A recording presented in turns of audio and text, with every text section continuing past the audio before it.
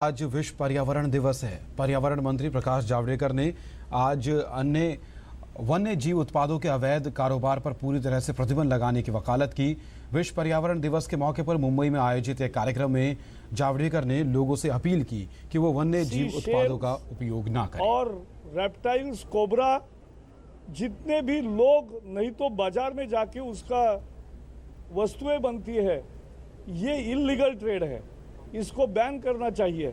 और इसलिए हमने लोगों को एक शपथ दिलाई कि भाई आप कोई भी ऐसे प्राणियों से बने वस्तुओं का इस्तेमाल नहीं करोगे, और ये प्राणियों की खाल और प्राणियों के अवशेष उन पर ही अच्छे लगते हैं, और इसलिए उसको जलाना यही उपाय है।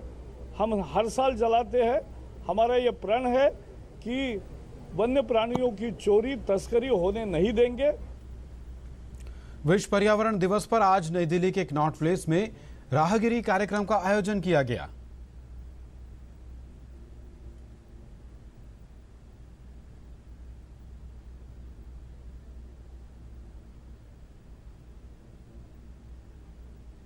आज विश्व पर्यावरण डे है और इसका थीम है go wild for life, stop illegal trafficking and trade in wild animals.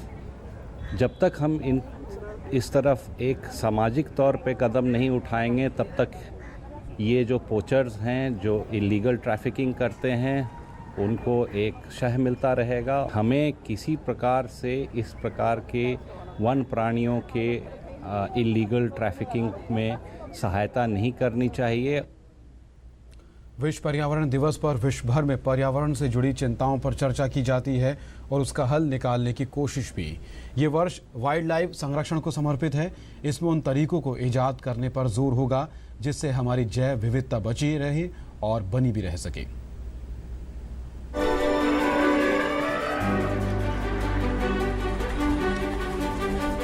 भौतिक सुख की खोज में एक ओर हम प्रगति करते जा रहे हैं, तो दूसरी ओर ये भूलते जा रहे हैं कि ये सब कुछ हमें इसी धरती और प्रकृति ने दिया है। मशीनों के बाजार में सब निर्जीव है, और जो हमारी जिंदा रहने की जरूरतों को पूरा करता है, हम उसे ही खत्म करते जा रहे हैं। इसी चिंता के हल के लिए हर साल 5 जून को विश्व पर्यावरण दिवस पर चर्चा होती है। जिन समाधानों की बात की जाती है, उस पर अमल भी हमें ही करना है।